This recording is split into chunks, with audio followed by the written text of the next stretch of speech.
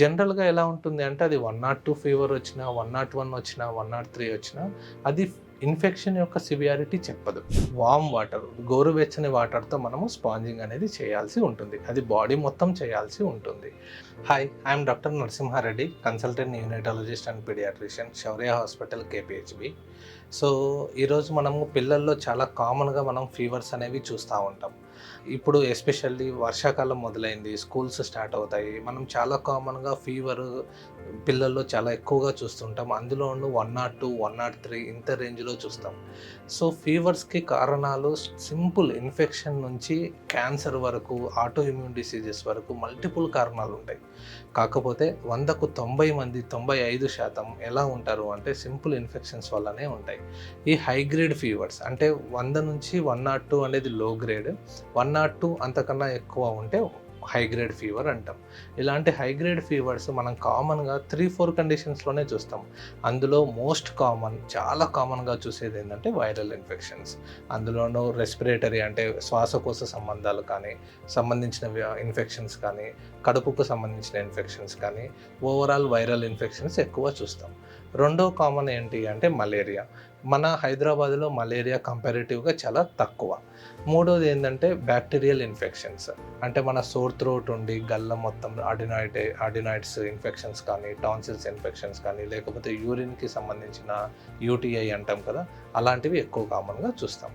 నాలుగోది ఎటువంటి అబ్సెస్ ఉండేవి, అంటే పస్ కలెక్షన్ ఉంటుంది కదా, అలాంటి వాటిల్లో మనం ఎక్కువ చూస్తూ ఉంటాం. సో 100కు 70-80% మనం వైరల్ ఇన్ఫెక్షన్సే ఉంటాయి కాబట్టి వాటిని మనము జాగ్రత్తగా చూసుకొని బ్యాక్టీరియా ఇది కాదు అని తెలుసుకున్న తర్వాత మనం వైరల్‌కి దానికి సంబంధించిన సిమ్టమాటిక్ ట్రీట్మెంట్ చేయొచ్చు. సో ఫర్ ఎగ్జాంపుల్ 100కు 70% వైరల్ ఇన్ఫెక్షన్స్ ఉన్నప్పుడు యాంటీబయోటిక్స్ పని చేయవు. యాంటీబయోటిక్స్ ఏంటి అంటే అది బ్యాక్టీరియాకా, ఫంగైకా అని ఉంటుంది. వైరస్‌కి మనకు ఎటువంటి యాంటీబయోటిక్స్ దాని మీద పని చేయదు.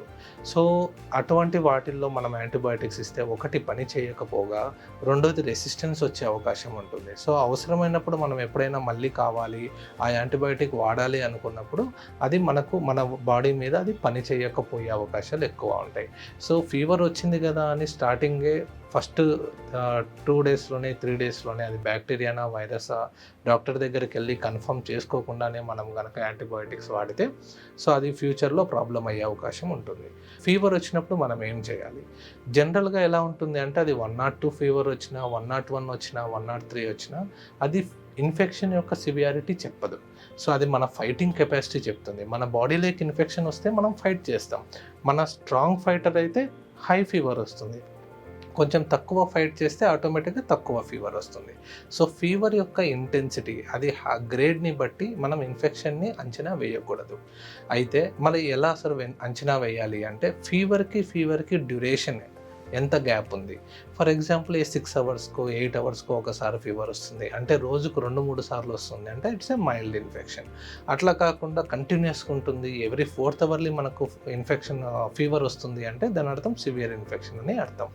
సో ఇలాంటి స్టేజెస్‌లో మనం ఏం చేయాలి అంటే ఒకటి ఫీవర్ తగ్గించుకునే దానికి బాడీ మొత్తం స్పాంజింగ్ చేయాలి. మన పెద్దవాళ్ళు ఏంటంటే ఓన్లీ ఫోర్ హెడ్‌లో మాత్రమే స్పాంజింగ్ పెడతారు. అలా కాకుండా బాడీ మొత్తం స్పాంజింగ్ చేయాలి. అందులోనూ warm water, normal tap water చల్లగా ఉంటాయి. చల్లని వాటర్ కానీ, హాట్ వాటర్‌తో కానీ చేయకూడదు. నార్మల్ వార్మ్ వాటర్, గోరువెచ్చని వాటర్‌తో మనము స్పాంజింగ్ అనేది చేయాల్సి ఉంటుంది. అది బాడీ మొత్తం చేయాల్సి ఉంటుంది. ఫీవర్‌కి తగ్గ మెడికేషన్. సో యూజువల్‌గా పారాసెటమాల్ కానీ, మనము పారాసెటమాల్ కానీ, ఇబుప్రోఫెన్ కానీ, మెఫ్టాల్ కానీ సివియారిటీ బట్టి మనము చైల్డ్‌కి పలానా డోసెస్‌లో వాడమని చెప్తాము. ఫీవర్ మధ్యలో బేబీ గనక యాక్టివ్ ఉంది అంటే it shows more that it is a viral infection. So ఫీవర్‌కి మధ్యలో బేబీ యాక్టివ్‌గా ఉంటున్నాడు, బాగా మంచిగా తిరుగుతున్నాడు, ఆడుకుంటున్నారు, వాటర్ ఫీడింగ్ బాగుంది, యూరిన్ బాగా పోస్తున్నారు అంటే నథింగ్ టు వర్రీ, సిమ్టమాటిక్ ట్రీట్మెంటే చేయాలి.